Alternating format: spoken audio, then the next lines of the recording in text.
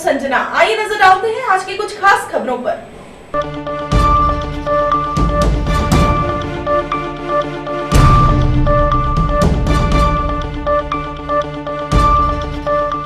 सामाजिक न्याय एवं अधिकारिता मंत्री कविता जैन ने कहा कि महिला आयोग की अध्यक्ष व उपाध्यक्ष अपने पद की गरिमा के अनुसार व्यवहार नहीं कर रही थी। दोनों की कार्यशैली भी ठीक नहीं थी, जिस कारण महिला आयोग को भंग करना पड़ा। बैंक फ्री में यह काम नहीं कर रहे हैं। बैंक को 1.5 रुपए कमीशन दिया जा रहा है। ऐसे में किसी को भी परेशान किया तो उसके खिलाफ कार्रवाई की जाएगी। उन्होंने बताया कि जिन लोगों के खाते अपलोड नहीं हुए उन्हें जल्द ही किया जाएगा। इससे पेंशन वितरण में होने वाला भ्रष्टाचार भी समाप्त हो जाएगा। उन्होंने कहा कि स्मार्ट सिटी को लेकर मंत्रियों की खींचतान की बात उनसे ही पूछें। इतना जरूर है कि पॉइंट के हिसाब से स्मार्ट सिटी का चयन होगा। इसके बाद मंत्री कविता जैन ने अग्रवाल समिति की कार्यकारिणी की घोषणा भी की। इस अवसर पर धर्मवीर केमिस्ट पुण्य चौधरी, जगरूप डुल सहित अन्य लोग उपस्थित थे। वो सब मिलकर जो प्रॉब्लम्स क्रिएट कर रहे थे, तो निश्चित रूप से ये एक बहुत ही चैलेंजिंग टास्क हम लोगों को मिला था कि बैंकों के माध्यम से हमने ट्रांसफ़र करना है। तो हम जहाँ पर कि ब्रांचेस नहीं है, अभी देखिए हमने लोगों को कोई भी तकलीफ नहीं दी।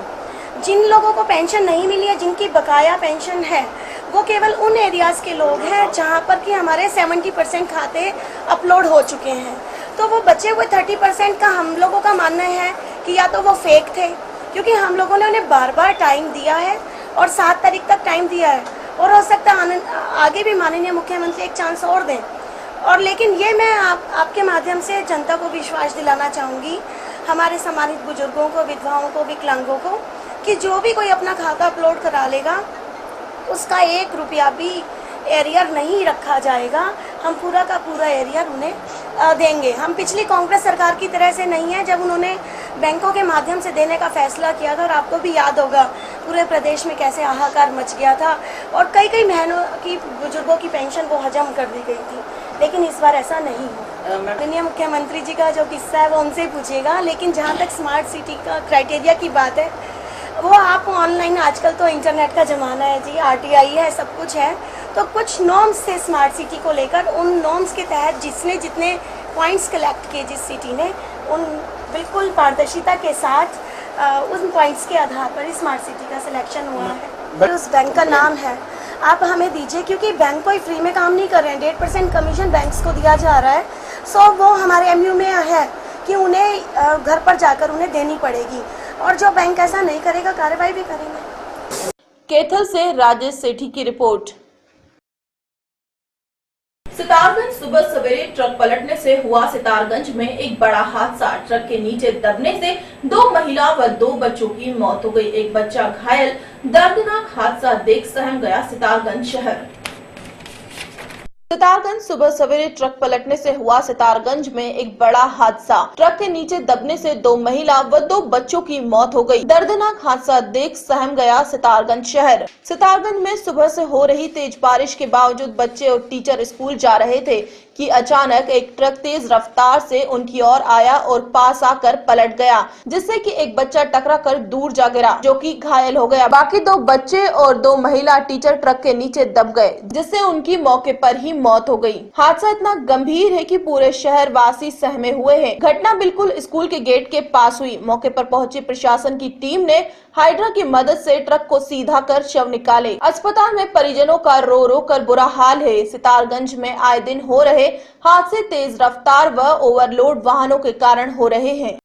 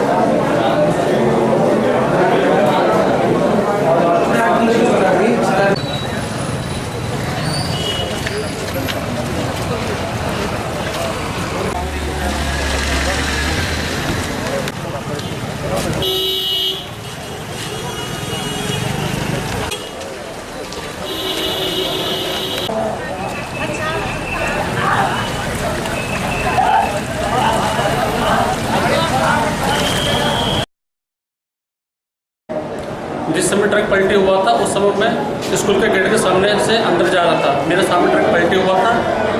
उसमें 4 या 5 लोग थे, मैंने देखा नहीं, सब ट्रक के नीचे थे। और एक लड़का डरा हुआ था लेकिन वो बेहोश था, उसको कार में लेके हॉस्पिटल ले गए। वो लड़का सही था या मृत्यु में था मुझे मालूम नहीं था। फिर खबर दिया, सब लोग बाहर आए तो सब लोग इकट्ठे हुए और फिर सबको सूचना की है, पुलिस को और मीडिया वालों को।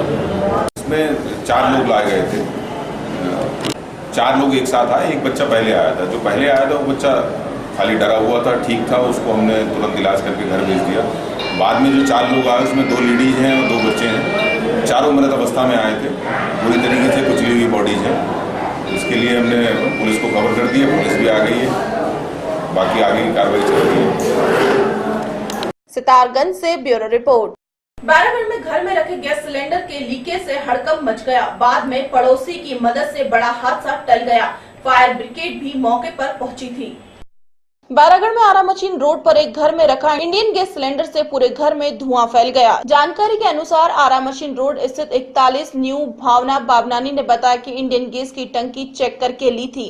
उसके बाद हमने चूल्हे में लगाने के लिए गैस टंकी की सील तोड़कर उसे चालू करना चाहा तो उससे गैस लीक होने लगी। मैं घबरा गई थी, किसी तरह टंकी को निकालकर घर से बाहर फेंक दिया। इतने में बड़ी संख्या में लोग आ गए थे। तत्काल फायर ब्रिगेड को इसकी सूचना दी गई। हालांकि टंकी में आग नहीं लगी थी। फायर ब्रिगेड वालों ने देखा तो टंकी का वाल्व लीकेज था और उसे ठीक किया गया। उसके बाद टंकी मैंने चेक कर ली थी। फिर शाम को मैं जाके नीचे देखा तो एकदम से धुआं निकलने लगा था। ढक्कन खोला तो एकदम से पूरे कमरे में धुआं हो गया था।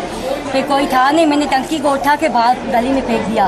पूरे कमरे में धुआं हो गया था ना, तो मैंने उठा के बाहर फेंक दी टंकी। गली में आपने क्या सोच के फेंका था? मैंने सोचा पड़ोस नहीं फट जाए तो मेरे बच्चे ऊपर थे और पड़ोस के भी 15-20 बच्चे थे, तो मैं मर जाती। भले बच्चे तो दूसरे के बचते ना भैया, दूसरे के बच्चे ऊपर छत पे डांस कर रहे थे। उसके बाद आपने किसको सूचना दी? मैंने पड़ोस को सबको बुलाया, किसको बुलाओ। टंकी को मैंने अकेली, कोई नहीं था घर में, टंकी को मैंने उठा के बाहर गली में फेंक दिया। घर में फेंकती तो फट जाती तो पूरा घर ही उजाला। बच्चे भी थे हमारे, तो मैंने हिम्मत जताई ना, हिम्मत जता के टंकी ऊँच भी नहीं थी, मेरे से भारी थी, अकेली से धुआं पूरे कमरे में हो गया। अकेली कोई भी नहीं था, अकेली जैसे उठा के मैंने बाहर फेंक दी। हिम्मत की ना मैंने,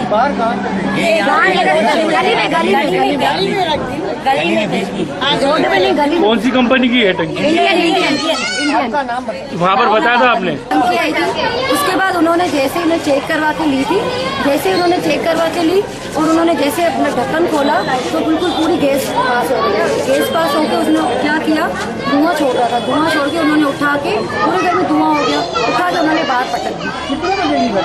ये मतलब अभी शाम को 7 बजे का नहीं, 2 घंटे हुए। नहीं कोई नहीं था, मैं अकेली खड़ी, मैं बच्चे ऊपर छत पे। आपका नाम? मेरा ऋतिका, ये मेरी बहन है। हुआ किसके घर पे? मेरे घर पे है, मेरी बड़ी। चालू करो ना। करनाल सीएम सिटी में देर रात 2 युवकों पर हमला बोला गया, जिसमें एक युवक रिंकू के सिर पर गंभीर चोट बताई जा रही है और दूसरा युवक पंकज घायल हुआ है।